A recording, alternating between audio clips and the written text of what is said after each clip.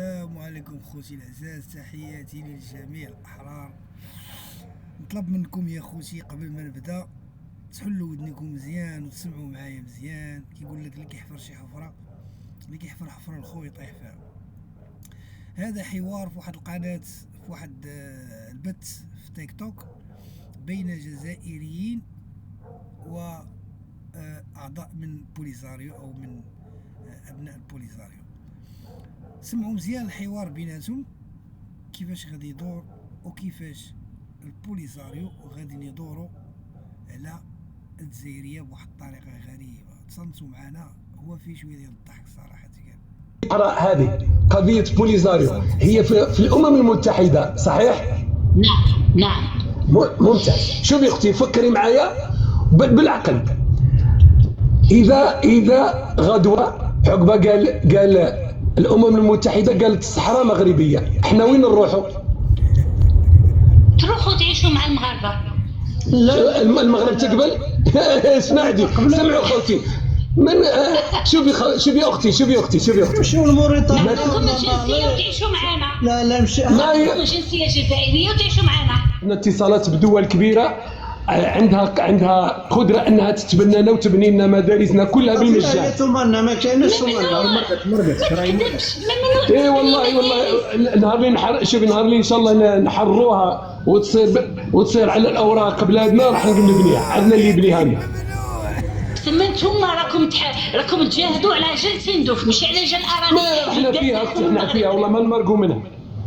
اسمع ثم انتم راكم تجاهدوا على تندوف باش ترجعوا تدوها، ماشي احنا شوفي انا فهمت. شوفي يا اختي، شوفي سمعي باش تفهمي، ولينا الا سمعتي تفهمي. شوفي اختي، انا فاهمه. احنا منا طالبين شيء. احنا رادوا هذا النظامكم راد يستعملنا كطعم. هذاك الطعم اللي يدير باش تصيد السمكه، هم رادوا احنا يستخدمونا كطعم. هم يريدوا يوصلوا للصحراء المغربيه، الله يعاونهم، يروحوا يريدوا يوصلوا يدوها، ما يديرونا احنا طعم. يروحوا لها فاس كما يقولوا مباشره، ما يديرونا احنا طعم. احنا حطونا في تندوف وبقوا علينا بالوعود الكاذبه ويستخدمونا باش يجمعوا من ورائنا المعونات الدوليه والاموال الطائله ويهربوها لسويسرا وبنما. واحنا منا قابلين هذا الوضع هذا. احنا ولادنا وحفادنا كلهم خلوق في تندوف. هم هذه الكبرانات فرنسا عندكم اذا يريدوا الصحراء المغربيه يروحوا يكافحوا عليها، يروحوا عندهم. عليكم السلام. لا الهدف الجزائر مش الصحراء الغربيه والله. شوفي اقسم لك بالله هدف النظام الجزائري والصحراء يكون عنده منفذ على المحيط باش يفوت هذاك الحديد نتاع خارج بلادي، لان هو الان ما يقدر يستغل لان التكلفه غاليه. اسمع ياسين، اسمع الزعيم أبوري عدنان، اسمع كمال، اسمع عبد الواحد، اسمع سلطان، اسمع البارصة، اسمعوا جميع الشياتة الذين تدعون أنكم معارضين للنظام الملكي الصهيوني المغربي وارتميتم إلى أحضان النظام الديكتاتوري الجزائري وبدأتم الاسترزاق على معاناة الشعب الجزائري أيها الأغبياء اللي كتسميو راسكم مناضلين. اسمع ما يستغلوا. هو يطري المحيط ويستعملنا احنا. اسكت صاحبي اسكت. هو يريد يستعملنا كطعم، باش يوصل للصحراء المغربيه. الصحراء المغربيه شوفي يا اختي، الصحراء المغربيه فيها داروا اعلامهم ومؤسساتهم وداروا بلادهم. احنا ما تستعملونا طعم. احنا عايشين في بلادنا في تندوف والله ما نمرق منها. هذا هو اخر الكلام. لا يا غاد ناديه يا الاخت ناديه الله يرحمها اللي كان من هو اللي دعمنا هذه 51 سنه. من هو اللي دعمنا؟ اي دوله دعمتنا؟ عطينا من دعمنا. الله اعلم. ولا تقول لي الله اعلم. والجزائريين اقسم بالله العلي العظيم ماشي جزائريين، الشعب الجزائري ككل. الشيات اللي كيشيتوا النظام الجزائري يا ما عندهمش وجه 77,000 وجه الصراحه. تقال والله ما نكذب عليكم.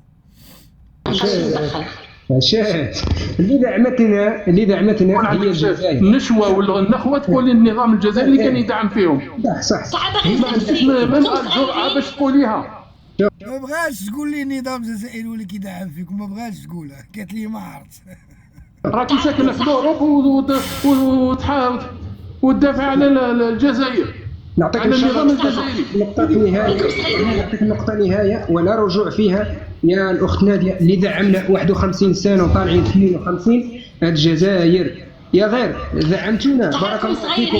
راكم صغيرين ما تعرفوش صوالحكم، لا تقاطعينا. راكم صغيرين تلعب عليكم الجزائر. شوف ملي تكلمتي وحنا راكم صغيرين ما تقرروش مصيركم وحدكم.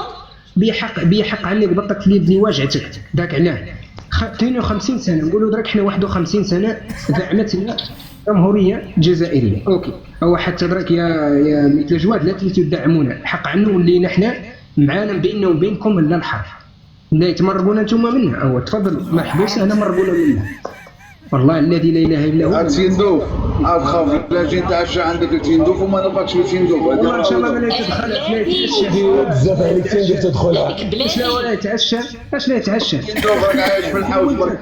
يا سولتك يا الاخت ناديه ما عطيتينيش دعمنا مده 52 سنه مده نقولوا 51 سنه رانا طالعين 52 دعمتنا الجزائر. هو الصا انت عرفتي تقولي عمر قلنا لبلدنا ولا كذا نقول لك حنا مالنا مرض.